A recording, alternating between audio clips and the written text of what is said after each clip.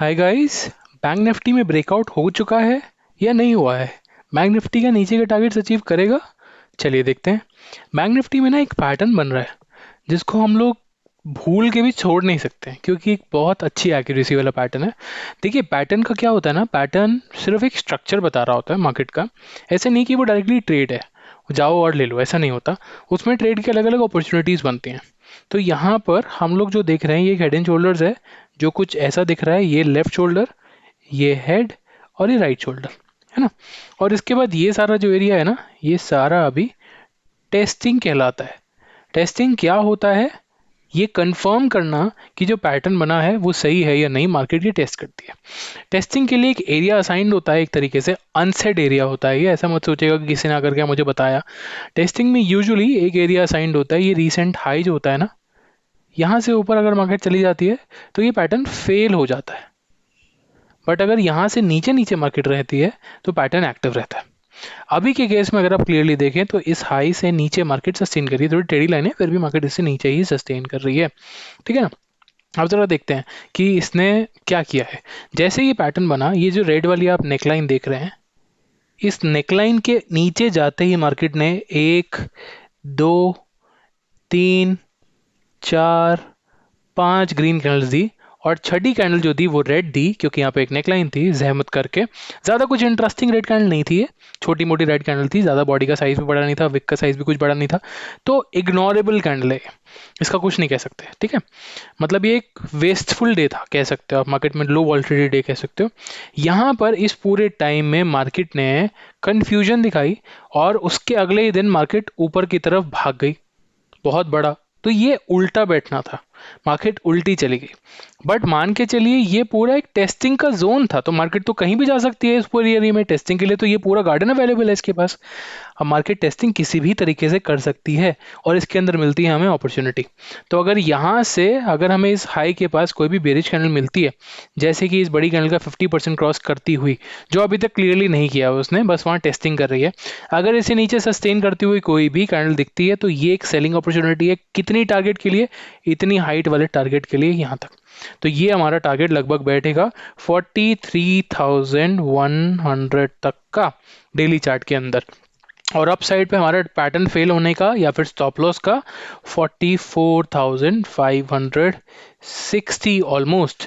तो ये हमारे लिए दो रेफरेंस पॉइंट्स हैं। एंट्री हमें कहीं पर भी मिल सकती है, लगभग 44,250 के आसपास या 230 के आसपास, कहीं भी जो करंट मार्केट प्राइस है इसके आसपास कहीं भी हमें एंट्री मिल सकती है।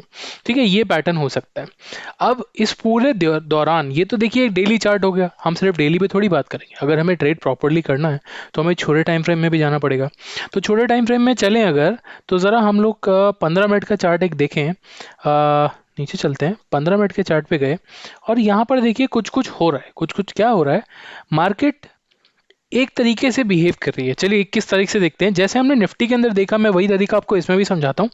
निफ्टी के अंदर हम लोग यहाँ पर देख रहे हैं कि मार्केट ने एक गैप अप ओपनिंग दी पूरे हफ्ते में, 1, 2, 3, 4, और उसके बाद पांचवी गैप डाउन थी। तो इसको मैं वापस से एक से स्टार्ट करूंगा।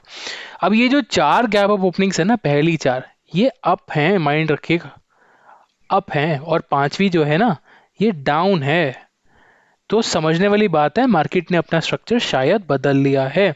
ये गैप अप गैप डाउन क्यों होते हैं? इसके रीजन होते हैं कि निफ्टी जो है यहाँ से बाहर भी ट्रेड होता है इंटरनेशनल मार्केट्स को देख करके, और उसके हिसाब से ओवरनाइट इसकी पोजीशनिंग चेंज होती है। कहाँ ट्रेड होता है? गिफ्ट सिटी में, गिफ्ट निफ्टी के नाम से इसके फ्यूचर्स ट्रेड होते हैं। और उसी से लगभग अंदाजा लगा रही होती है मार्केट कि अगले दिन कहाँ खुलेगी, ऊपर या नीचे। ठीक है ना। तो ये गैप अप गैप डाउन जो है, ये बिल्कुल एक ही रीजन से चलता है कि इंटरनेशनल मार्केट में, मेजरली यूएस में, एसएनपी में, स्टैंडर्ड एंड पुअर का जो 500 इंडेक्स है यूएसए में, उसको देख करके मार्केट अपने आप को समझ रही होती है कि कहाँ पर रहना होता है। वैसे ग्लोबल मार्केट को भी देख रही होती है, एशिया को भी देख रही होती है उसके अंदर, बट मेजरली एसएनपी 500 सबसे बड़ा रिफ्लेक्टर है जिसको इंडिया फॉलो कर रही होती है। लगभग 80% हमारा कोरिलेशन रहता है इन मार्केट्स के साथ।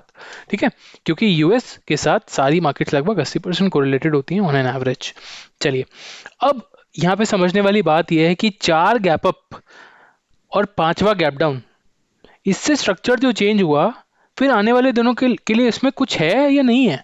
जैसे ये पूरा कल का स्ट्रक्चर है, इंट्राडे स्ट्रक्चर है, जिसमें मार्केट ने कंफ्यूजन दिया, पूरा कंफ्यूजन दिया, और कंफ्यूजन के बाद फाइनली एक ब्रेकडाउन दिया और यहाँ से मार्केट नीचे की तरफ आ गई। देखिए बैंक निफ्टी तो उतना फिर भी नहीं आया है, निफ्टी तो क्लियरली अपने लोज के पास जाकर के ठहरा है।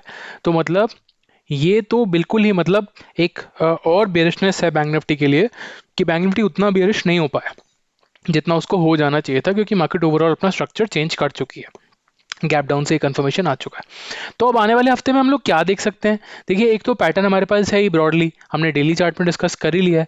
उसके अलावा हमारे पास जो रेंजेस अवेलेबल हैं, अगर हम लोग ब्रॉडली देखेंगे तो अपने पास कुछ कुछ रेंजेस अवेलेबल हैं, जो कि ये लो है आपका, यहाँ पर अगर आप देखोगे तो दिस इज द लो, ये आपका लगभग 44,000 का लो मान के चलिए, ठीक है, 44,000 का लो है ये। और नीचे की साइड पे देखेंगे तो ये आपका 43,700। तो हफ्ते का पहला दरमियान जो है ना, पहला टाइम जो है वो पूरा इस रेंज के बीच में जाएगा, मान के चलिए आप ये ऐसे। तो 44,000 और 43,700, मतलब ये 300 टिक की जो रेंज है ना, इसके बीच में मार्केट बड़े आराम से रह सकती है, ठीक है। अभी ऑलरेडी 44,167 है, हम लोग ये उम्मीद लगा करके चल रहे हैं कि मार्केट शायद यहाँ से गैप डाउन की तरफ जा सकती है, बट ब्रॉडली फंसाने वाली रेंज बैंक निफ्टी के लिए यही 300 पॉइंट की रहने वाली है, ठीक है। तो इस बात का ध्यान रखें, जब एक बार ये मार्केट ये रेंज ब्रेक कर देगी ना, वहाँ पर सस्टेन कर जाएगी ना, तो इजीली आप ये वाले टारगेट जो ये 15 मिनट के चार्ट में भी हमें दिख रहे हैं, ये पूरे के पूरे आप आराम से चेक कर पाएंगे। ये वाली हाइट वाले टारगेट्स यहाँ पर भी आप चेक कर पाएंगे, जो कि हमने पहले भी बात किया, 43,200 के आसपास बैठते हैं, ठीक है।